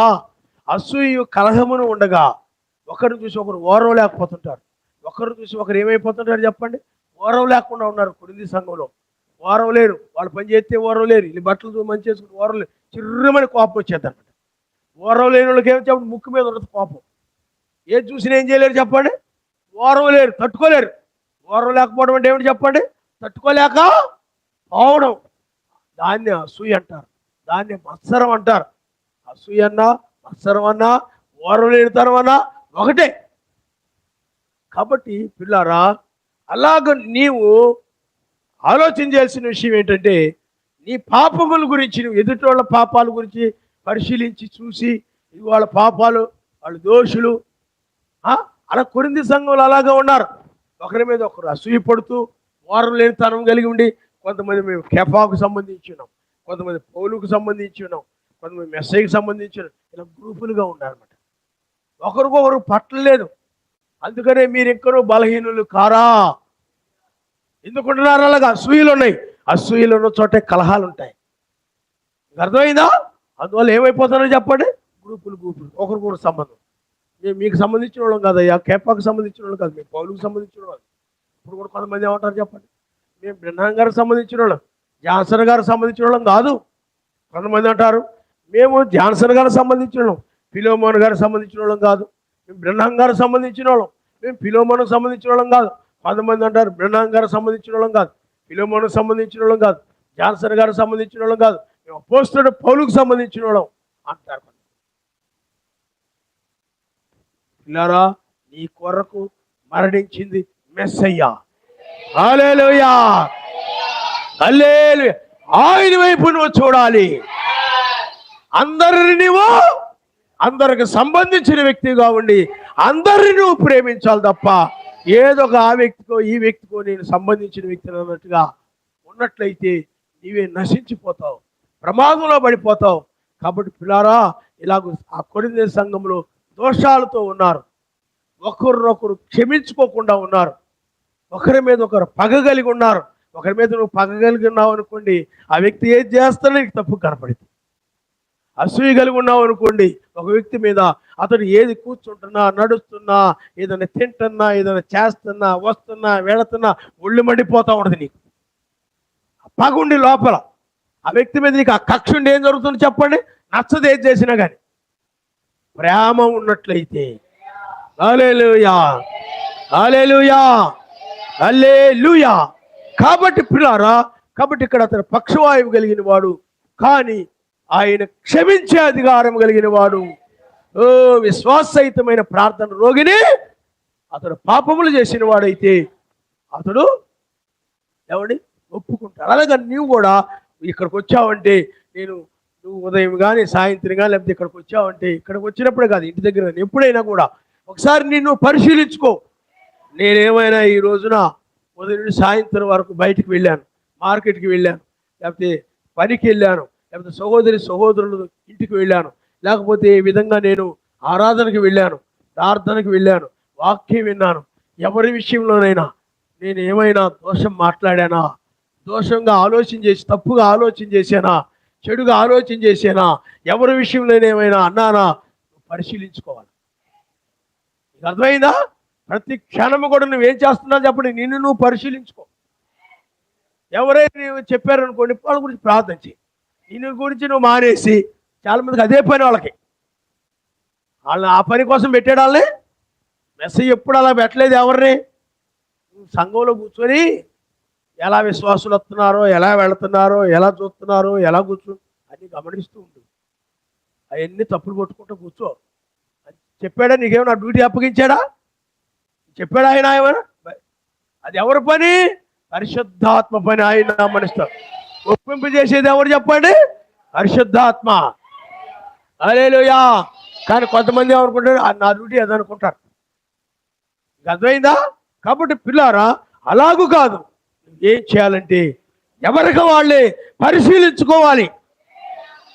నేను ఎలా నడుస్తున్నాను, ఎలా ఉంటున్నాను, నా కళ్ళు ఎలా ఉన్నాయి, నా చెవులు ఎలా ఉన్నాయి, నా నోరు ఎలా ఉంది, నా హృదయం ఎలా ఉంది, నా చేతులు ఎలా ఉన్నాయి, నా కాళ్ళు ఎలా ఉన్నాయి, నా నడక ఎలా ఉంది. మామూలు నడుచుకుంటూ వెళ్తుంటావు. మగాళ్ళు ఎవరు కనకబడే నడక మారిపోతుంది. వాళ్ళు నీ వంక చూస్తే చాలు నడకేమైపోతావు చెప్పండి. మరి అలాంటివన్నీ ఒప్పుకోవాలి. అవన్నీ దోషాలే. వాక్యానికి, ఎందుకంటే ఆజ్ఞాతిక్రమే పాపంలో జీతము మరణం అని బైబుల్ చెప్తుంది. ఎవరు మగాడు కనపడగానే అప్పటి వరకు నిలబడి ఉంటావు. నిలబడి ఉండి ఏం చేస్తారు చెప్పండి? జడ ఊడిపోకపోయినా ఇలాగ ఎత్తి జడ ఓడదీసేసి మళ్ళీ కట్టేసుకుంటారు మన మగాళ్ళకి ఎదురుగా. అంటే ఈ ముందు బాగా కనపడాలని, అందరికీ ఎదురుగా ఉన్న మగాళ్ళకి కనపడాలని. వాళ్ళు ఏమనుకుంటారు, ఏం భక్తురాలు రీవా, ప్రార్థన చేస్తుంది, బుధవారం వచ్చి ప్రార్థన చేస్తుంది, శనివారం వచ్చి ప్రార్థన చేస్తుంది, ఆదివారం వచ్చి ప్రార్థన చేస్తుంది. మగాళ్ళు ఎవరైనా కదా ఇలాంటివన్నీ కూడా నువ్వేం చేయాలి చెప్పండి? నువ్వు పాపం అనుకుంటావు, ఇవన్నీ దోషాలు అనుకుంటావు, ఇవన్నీ ఏమనుకోవు. ప్రతిదీ కూడా నీ పాపములన్నీ కూడా ఆయన సన్నిధిలో నువ్వేం చేయాలి చెప్పండి? ఒప్పుకోవాలి. పరిశీలించుకో. ఇది నువ్వు పరిశీలించుకొని చూసుకో, ఆలోచన చేసుకో. హల్లెలూయా, హల్లెలూయా. ఎందుకంటే క్షమించే అధికారము ఆయనకున్నది. నీ పాపములను గమనించండి, తర్వాత మీరు చదవండి. క్షమించబడి ఉన్నవని పక్షవాయు గలవానితో చెప్పెను. శాస్త్రుల్లో కొందరు అక్కడ కూర్చుండేది. వారు ఇతడు ఇట్లెందుకు చెప్పుచున్నాడు, దేవదూషణ చేస్తున్నాడు కదా, సర్వశక్తిమంతుడు తప్ప పాపమును క్షమించగలవాడెవడని తమ హృదయములు ఆలోచించుకున్నారు. వారు తమలో తాము ఈలాగున ఆలోచించుకునుట మెస్సే వెంటనే తన ఆత్మలో తెలుసుకుని, మీరిలాంటి సంగతులు మీ హృదయంలో ఎందుకు ఆలోచిస్తున్నారు? ఈ పక్షవాయు గల వానితో నీ పాపములు క్షమించబడి ఉన్నవని చెప్పుడు సులభమా? నీవు లేచి నీ పరుపెత్తుకొని నడవమని చెప్పుడు సులభమా? అయితే పాపములు క్షమించుటకు భూమి మీద మనిషి కుమారునికి హల్లెలూయా అధికారం గలదని. హల్లెలూయా. సర్వశక్తిమంతుడికి అధికారం ఉంది, కానీ ఉన్నారు కదా తప్పులు పెట్టేవాళ్ళు కొంతమంది. ఏంటిరా ఆ రోజుల్లో ఉన్నారు, ఈ రోజుల్లో కూడా ఉన్నారు. ఆ రోజుల్లో వాక్యం వినడానికి వచ్చేవాళ్ళు కాదంట, నేర్చుకుందామని వచ్చేవాళ్ళు కాదండి. పరిచయులు, సద్దుకయ్యులు వీళ్ళు ఏం తప్పులు దొరుకుతాయా ఆ తప్పులు పట్టుకొని అందరికి చెప్దాం అని ఉద్దేశంతో వచ్చేవారంట. అదొక రకమైన ఆత్మ, అదే దాన్నే కయ్యూని ఆత్మ అంటారు, సర్పపు ఆత్మ. కాబట్టి ఇక్కడ కూడా వాళ్ళు నీ పాపం క్షమించబడ్డాయి, నీ పరిపెత్తుకొని వెళ్ళమని ఆయన అన్నాడు. అయితే వీళ్ళు ఏం చేస్తున్నారు చూసారా? అతడు ఆ మాట ఆయన అనగానే అతడు స్వస్థపరచబడ్డాడు, పరిపెత్తుకుని వెళ్ళాడు. చదవడమ్మ తర్వాత. పక్షవాయు గలవాన్ని చూసి నువ్వు లేచి నీ పరిపెత్తుకొని ఇంటికి పొమ్మని నీతో చెప్పుచున్నానని నువ్వు. తక్షణమే వాడు లేచి పరిపెత్తుకొని వారందరి ఎదుట నడిచిపోయిన గనుక వారందరూ విభ్రాంతులుంది. మనం ఇలాంటి కార్యాలు ఏమన్నా చూడలేదని చెప్పుకొచ్చు సర్వశక్తిమంతుడు మహిమపరిచారు ఆయన నామనిస్తారు. ఎప్పుడైతే అతని పాపం క్షమించబడ్డాయో వెంటనే నోరు మామూలు అయిపోయింది. చచ్చుబడిన చేతులు, చచ్చుబడిన కాళ్ళు ఆడడం ఆరంభించాయి. ఎందుకంటే పాపము గనక ఉన్నట్టయితే అతని జీవితంలో దయ్యాలు అతని జీవితంలో ఉండడానికి హక్కు కలిగి ఉంటాయి అన్నమాట. ఇప్పుడు మురికి పెంట ఉందనుకోండి, అక్కడ ఈగలు ఉండడానికి హక్కు ఉంది. వాటి కాదంలో ఎందుకంటే మురికి ఎక్కడ ఉంటాయి అక్కడే ఉంటాయి, దోమలు కూడా అక్కడే ఉంటాయి. అలాగే ఇక్కడ కూడా నీ జీవితంలో పాపం ఉందనుకోండి, మెస్సీ ఉన్నాడు అక్కడ, సర్వశక్తిమంతుడు ఉన్నాడు అక్కడ, దయ్యం ఉంటుంది నీకు కూడా. ఇటు వెళ్తుంటే అయ్యే వస్తుంటాయి. రికార్డింగ్ ఏంజిల్ కూడా ఉన్నాడు. ఇక ఆయన వదిలేశాడు అనుకోండి, రికార్డింగ్ ఏంజిల్ ఉండడు, వదిలేస్తాడు. ఇక దయ్యాలే కూడా, నువ్వు ఎక్కడికి వెళ్ళే కూడా దయ్యాలు వస్తూ ఉంటాయి అనమాట. కూడా అయ్యి నీతో పాటు వచ్చేస్తూ ఉంటాయి అనమాట. కాబట్టి పిల్లారా మీరు గమనించండి, అక్కడ మహిమపరిచిన వాళ్ళు ఉన్నారు, తప్పులు పెట్టిన వాళ్ళు ఉన్నారు. మహిమపరిచారు, ఏం చేశారు చెప్పండి? స్వస్థత వచ్చినప్పుడు మహిమపరిచారు ఆయన్ని. ఏం చేశారు చెప్పండి? మహిమపరిచారు. ఎవరన్నా చెప్పారా మహిమపరచమని? ఎవరన్నా అరవమని చెప్పారా? కేకలేమని ఎవరన్నా చెప్పారా? ఆత్మ ప్రేరేపించింది ఆయన స్తుతించేలాగున. హల్లెలూయా, హల్లెలూయా, స్తోత్రములు నాయన. ఆయన్ని మహిమపరిచారు. అది మిగతా వాళ్ళు ఏం చేశారు చెప్పండి? తప్పులు బట్టి వాళ్ళు ఏమన్నారంటే, సర్వశక్తిమంతుడికి అధికారం ఉంది, కానీ ఈయన మానవుడై ఉండి దేవుడు అని చెప్పుకున్నాడు. ఈయన క్షమించడం ఏంటి? తప్పు కదా, ఇది తప్పు దొరికింది. ఇక్కడ నేను మెస్సీ దగ్గరికి వెళ్ళకూడదు, ప్రార్థనకి వెళ్ళకూడదు, సోదరితో మాట్లాడకూడదు. నువ్వు కూడా అలా అనుకుంటారా? జాగ్రత్త చూసుకో పిల్లారా. అందుకనే వాళ్ళు మెస్సీకి దూరంగా ఉండేవారు, మెస్సీతో కలవడానికి ఇష్టపడేవారు కాదు. ఆ పరిచయన ఆత్మ అంటే అదే, అది నీలో పని చేయకుండా జాగ్రత్త చూసుకోవాలి. కాబట్టి పిల్లారా, పాపములు క్షమించబడినప్పుడు ఏమొచ్చింది చెప్పండి? క్రొత్త అంటే నూతనమైనటువంటి అంటే మరలా కోల్పోయినటువంటి దాన్ని పూర్వస్థితి మరలా వచ్చిందనమాట. అంటే అందుకనే విమోచన కొరకు మూలుగుతూ ఉన్నాడు బైబిల్ చెప్తుంది. మనము కూడా దేహం యొక్క విమోచన కొరకు మనం మూలుగుతున్నాం అన్నది బైబిల్. అంటే ఒక రోగి మూలుగుతూ ఉంటాడు విమోచన కొరకు. మెస్సీ దగ్గరకు వచ్చాడు, స్వస్థత పొందాడు. ఇక మూలుగుందా? లేదు. అలాగే మనం కూడా దేహం యొక్క విమోచన కొరకు మూలుగుతున్నాం. ఇప్పుడు పరమరాజు అయిన మెస్సయ్య వేకు నక్షత్రంగా ఇప్పుడు రెండవసారి ఆయన వచ్చాడు. ఇప్పుడు రెండవసారి వచ్చి ఎవరైతే నాయన నేను ఇంతవరకు లోకాన్ని ప్రేమించాను, నన్ను క్షమించయా. ఇదిగో ఇంతవరకు లోకములు వస్తువులు ప్రేమించాను, క్షమించయా. ఇంతవరకు లోకములు ఇళ్లను నేను ప్రేమించాను, నన్ను క్షమించయా. ఇదిగో లోకములో ఉన్నటువంటి యొక్క ధనాన్ని ప్రేమించాను, నన్ను క్షమించయా. ఎవరైతే అలాగో ఒప్పుకొని ఇది నాశనం కాబోతుందని ఒప్పుకొని లోకాన్ని ఎవరైతే విడిచిపెడతారో వారందరిని కూడా తెల్లవారుజాము ఆయన క్షమిస్తాడు, ఆయన నామనిస్తాడు. అందుకని వర్తమానం విని ఎవరైతే ఆయన దగ్గర నుండి క్షమాపణ పొందుతారో, లేకపోతే ఎవరినైతే ఆయన క్షమిస్తాడో, ఏమండి ఎవరైతే వర్తమానాన్ని బట్టి నన్ను క్షమించయా, నేను రోగిగా ఉన్నాను అంటే ఆత్మ సంబంధమైన రోగం వేరు, శారీరక రోగం వేరు. ఇక్కడ దేహం యొక్క విమోచన కొరకు ములుగుతున్నారంటే ఇది ఆత్మ సంబంధమైంది అన్నమాట. ఆత్మ సంబంధమైంది. ఆ రోగం దేనిలో, ఏ రోగం, దేని నుండి విడుదల వాడుతున్నారు? లోకాశలు అనేవి, ధనాపేక్షలు అనేవి, లోక వ్యామోహాలు అనేవి, ఇవన్నీ కూడా అవే జబ్బు అన్నమాట. ఆ ఆశల నుండి విడిపించమని ఆ వధువు 2000 సంవత్సరాలు మూలుగుతూ మరణించింది. సజీవురాలైన వధువు ఈ చివరి కాలంలో ఆమె మూలుగుతా ఉంది. లోకం నుండి విడిపించడం కొరకు. ఎందుకంటే శరీరం అన్నా లోకం అన్నా ఒక్కటే. విడిపించడం కొరకు 1996లో రంగం మీదకి వచ్చాడు ఆయన నామనిస్తారు. హల్లెలూయా. అందుకనే ఎవరైతే ఈ చివరి కాలం వర్తమానం విని ప్రతి విషయంలో కూడా నేను దోషినయ్యా, నన్ను క్షమించు, నేను అపరాధినయ్యా, లోకాన్ని ప్రేమించాను, నన్ను క్షమించయా, లోకము నాశనం కాబోయే లోకాన్ని నేను ప్రేమించాను, నన్ను క్షమించయా అని ఎవరైతే ఒప్పుకుంటూ ఉంటారో వాళ్ళని ఆయన క్షమిస్తాడు. క్షమించబడిన వారి శరీరాలు మాత్రమే మార్పు చెంది వెళ్ళిపోతాయి, స్వస్థత పొంది వెళ్ళిపోతారు. ఆయన నామనిస్తారు. హల్లెలూయా, హల్లెలూయా. వాక్యం విని మేము నీతిమంతులమి, మేము పరిశుద్ధులమి, ఏం కాదులేని ఒప్పుకోకుండా నువ్వు వెళ్ళావు అనుకో ఈ శరీరం మారు. ఈ స్వస్థత బైబిల్ చెప్తుంది. ఆయన రెక్కలు ఆరోగ్యం ఇచ్చున్నాను బైబిల్. ఆ నీతి సూర్యుడు ఉదయించును, ఆయన రెక్కలు, అందులోనే తెల్లవారుజామున నీతి సూర్యుడు ఉదయించాడు. ఆయన రెక్కలు ఏం చేస్తా చెప్పండి? ఎగరడానికి కావలసిన ఆరోగ్యాన్ని ఇస్తాయి. అందుకనే పక్షిరాజు వలె, అందుకనే కీర్తన గ్రంథము 103వ అధ్యాయంలో అక్కడ పక్షిరాజు వలె నూతన బలము పొందుతామని.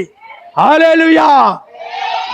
న్యాయపు తీర్పు తీర్చడానికి ఆయన వచ్చాడు, న్యాయాధిపతిగా వచ్చాడు.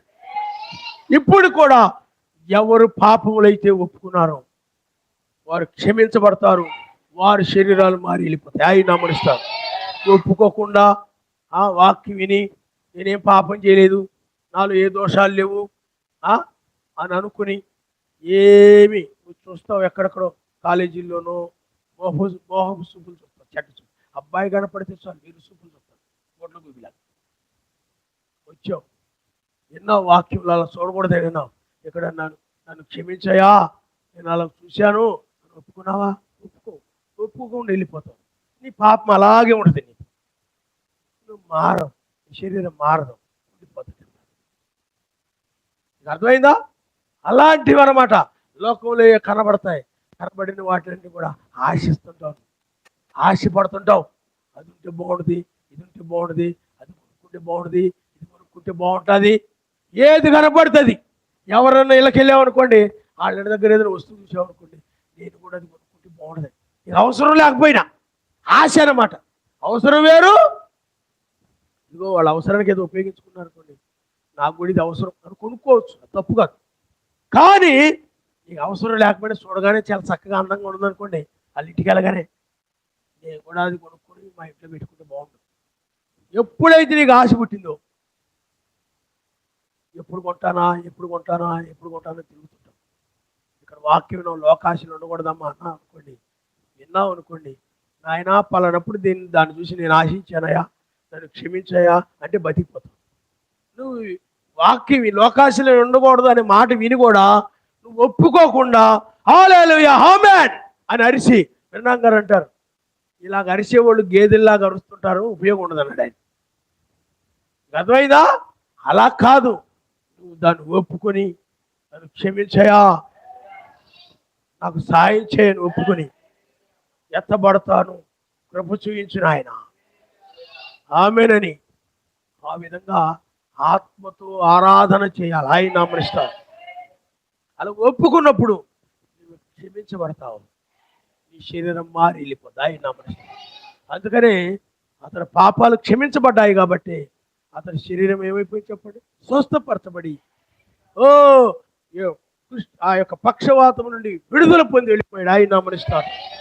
ఇప్పుడు కూడా అంతే, ఎవరు పాపాలైతే క్షమిస్తాడు ఆయన, క్షమించబడతాయో వారి శరీరాలు మాత్రమే మహిమ శరీరాలుగా మారతాయి.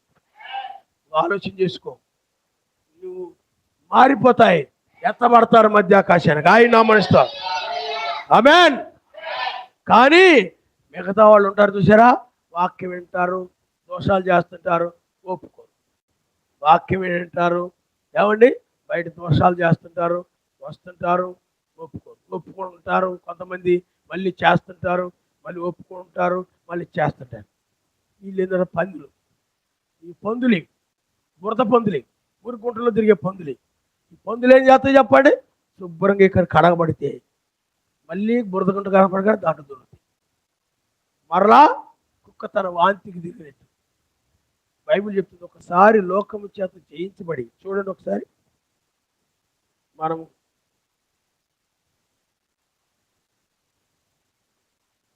హల్లెలూయా, మనము 2వ పేతురు రాసిన పత్రిక 2వ అధ్యాయము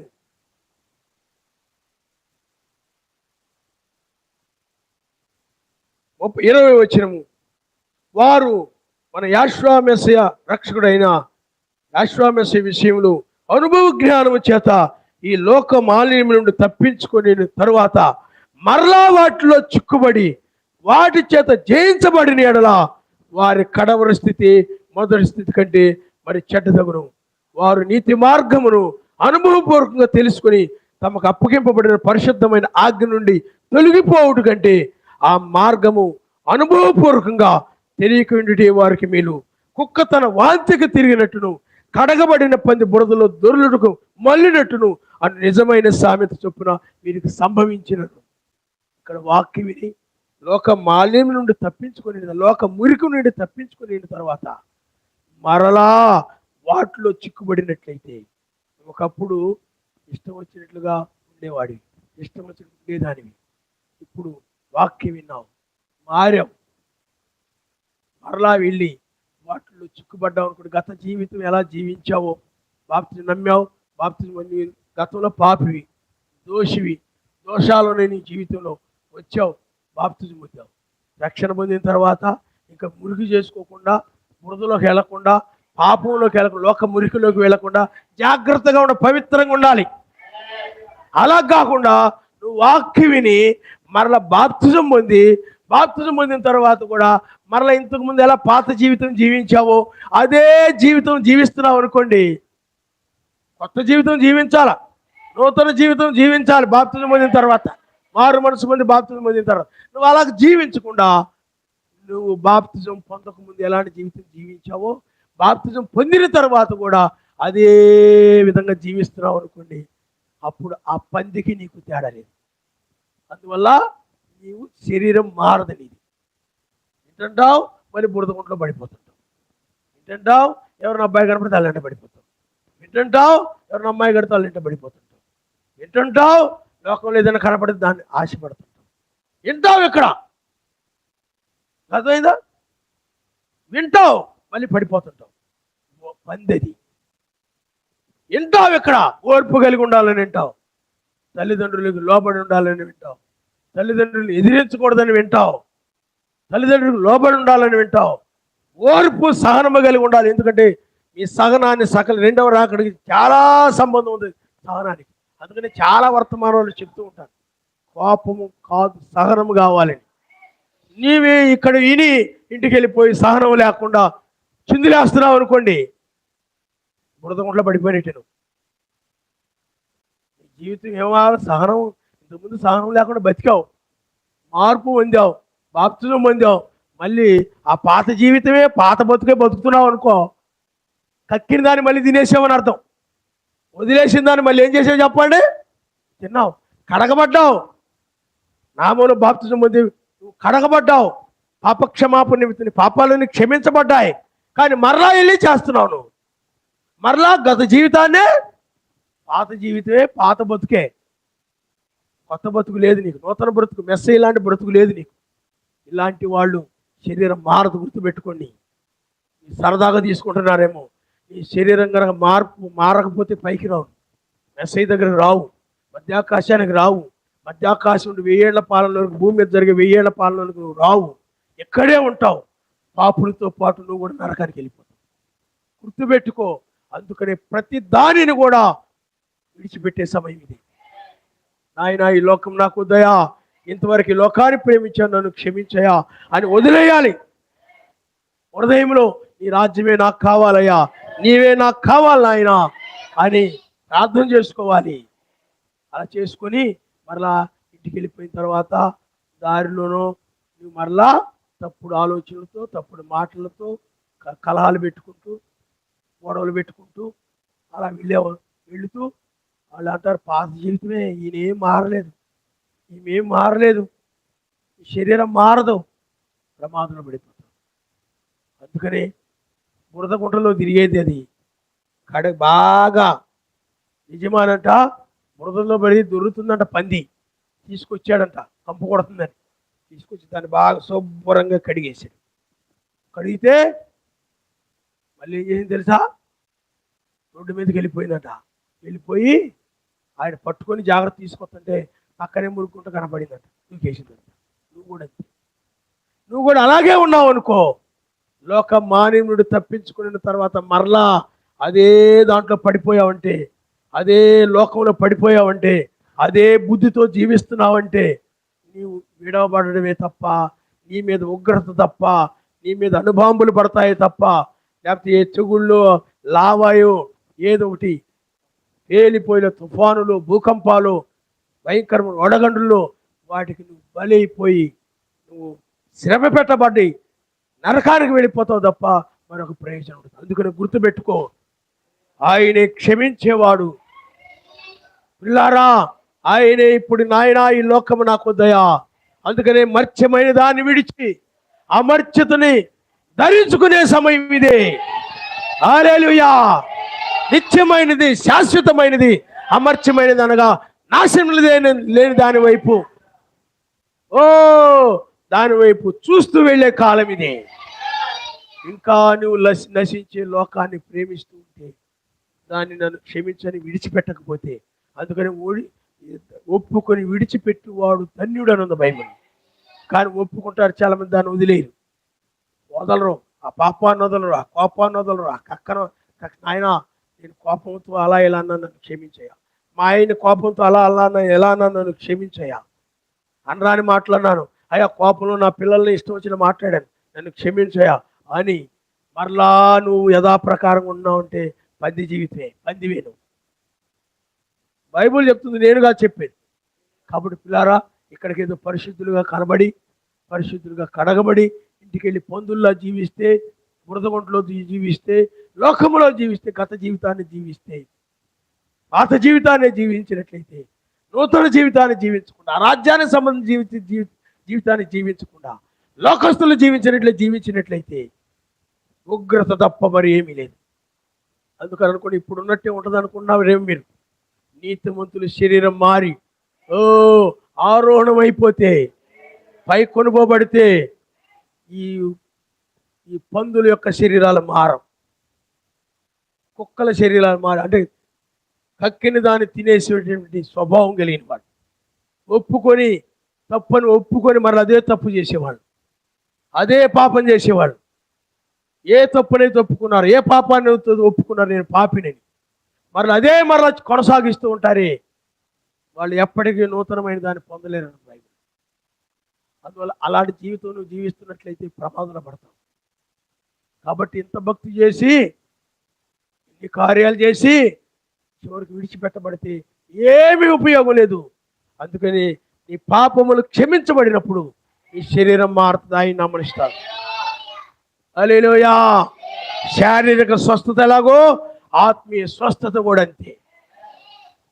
కాబట్టి పిల్లారా, మత్తయి సువార్త 21వ అధ్యాయంలో ఒక మాట ఉంది. ఎందుకంటే ఆ శ్రమల గురించి వ్రాయబడి ఉంది. మత్తయి సువార్త 24వ అధ్యాయము 21వ వచనాన్ని మీరు ఒకసారి మీరు చదవండి. లోకారంభం నుండి ఎప్పటి వరకును అట్టి శ్రమను కలుగలేదు, ఇక ఎప్పుడును కలగబోదు. అంటే లోకారం నుండి, సృష్టి ఆరంభం నుండి కూడా ఏమండి కలిగినటువంటి శ్రమల కంటే కూడా రేపు రాబోయే శ్రమలు ఇంకా భయంకరంగా ఉంటాయి, చాలా భయంకరంగా ఉంటాయి.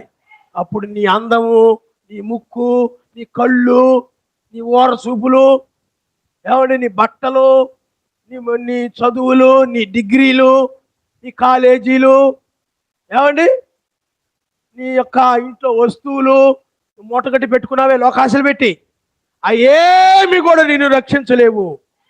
గుర్తుపెట్టుకో పిల్లారా, భయంకరమైన శ్రమలు రాబోతున్నాయి భూమి మీద.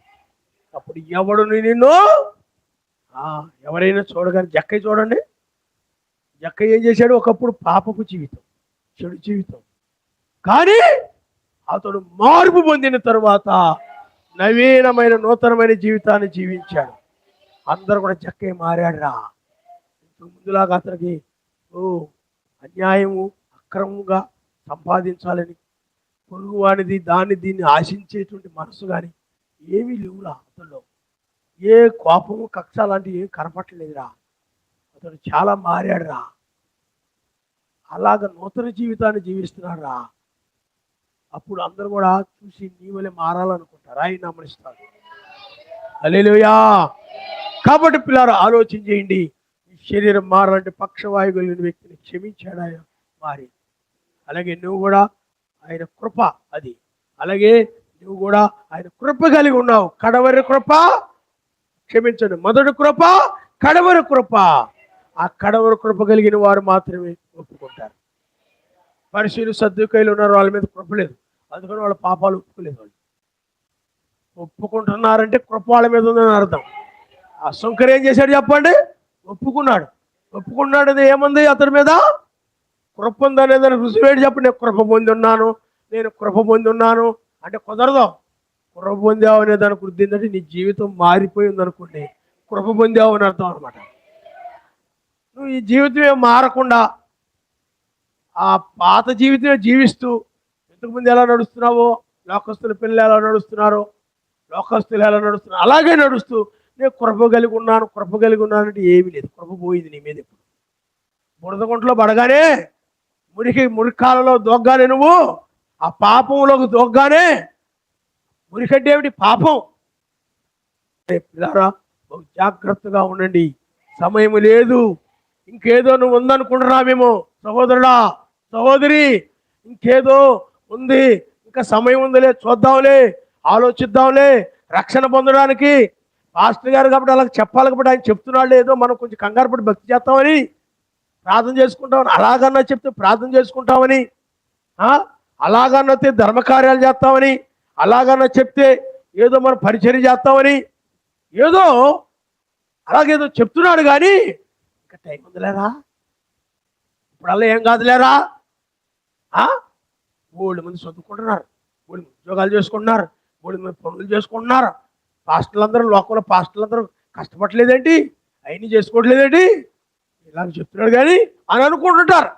అనుకో, సమయం ఉందని నువ్వు అనుకుంటున్నావేమో. కనురెప్పాడు సమయంలో శరీరం మారిపోతుంది. నీకు చెప్పే మారదాం, ఆల్రెడీ చెప్పాల్సినవన్నీ చెప్తున్నాడు ఆయన, కానీ నువ్వేం చేయట్లేదు, మారడం లేదు. చైతన్యం విడిచి చైతన్యం విడిచి ఆ రాజ్యాన్ని ధరించుకోవట్లేదు నువ్వు.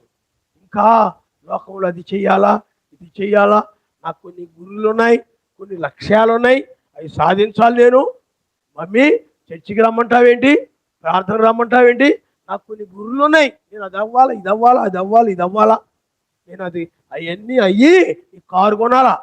మనం ఇప్పుడు వీటిలో ఉన్నాం, చిన్నెళ్ళలో పెద్ద ఇల్లు కొంటాం చూడు. నీకు సోది కబుర్లు చెప్తుంటారా, సోది కబుర్లు నువ్వు ఆలకించి సంతోషపడిపోతూ నా పిల్లలు బ్రహ్మాండం చెప్తున్నారు నాకు అని ఆనందపడిపోతూ మోసపోతున్నాడు. లోకము పని అయిపోయింది, కాల్చివేయబడడం తప్ప మరి ఏమీ లేదు. క్షయమైన దాన్ని విడిచిన వారే, అక్షయతను ధరించుకొని వారే ఎత్తబడతారు. కాబట్టి నువ్వు ఆలోచించుకో, తల్ల వంచుకోండి, మనం ప్రార్థన చేసుకుందాం. హల్లెలూయా, హల్లెలూయా. పిల్లారా, ఎలా ఉన్నావు, నీ జీవితం ఎలా ఉంటుందో ఆలోచించుకో. మందిరంలో ఉన్నట్టుగా ఇంటి దగ్గర కూడా నువ్వు, పనుల్లో ఉన్నా కూడా నువ్వు అలాగే ఉండాలి. ప్రార్థనతో నిన్ను తగ్గించుకో. దీన శరీరాలే మహిమ శరీరంగా మారతాయి.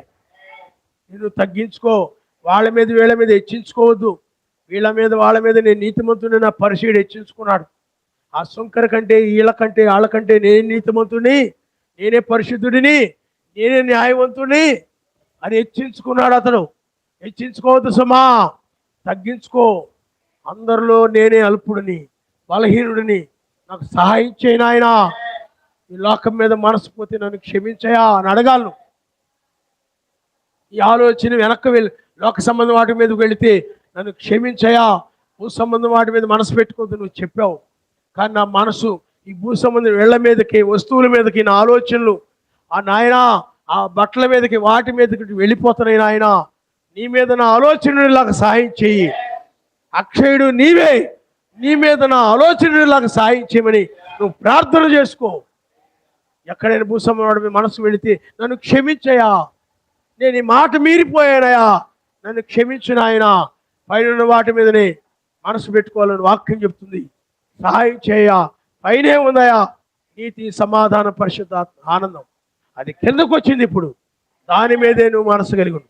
నీతిమంతుడుగా ఉండాలి, సమాధానంగా ఉండాలి, పరిశుద్ధాత్మ ఆనందంతో జీవించాలని ఆ విధమైన ప్రేరేపణ కలిగి ఉండాలి నువ్వు.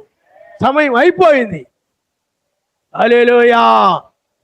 ఇంకా ఉందలే నువ్వు అనుకుంటే మోసపోతావు, విడవబడతావు. ఇంకా లోకం ఉందలే పాస్టర్ గారు వాళ్ళకి చెప్తున్నారు కానీ ఇంకా అనుకుంటున్నావేమో. నా ఇంటికి వెళ్ళే సమయం వచ్చింది.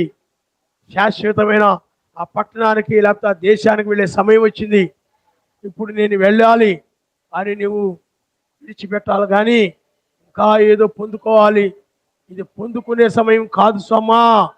లోకంలో ఆశీర్వాదం పొందుకోవాలి, ఈ ఆశీర్వాదం పొందుకోవాలి, అది పొందుకోవాలి కాదు సుమా.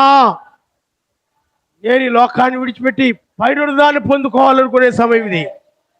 ఆ మహిమశీల దాన్ని పొందుకోవాలి, అక్షయమైన దాన్ని పొందుకోవాలి. హల్లెలూయా. ఎంతకాలం నీకు ఆయన ఇచ్చాడు, చాలిక దీని వైపు చూడొద్దు నువ్వు. హల్లెలూయా, హల్లెలూయా.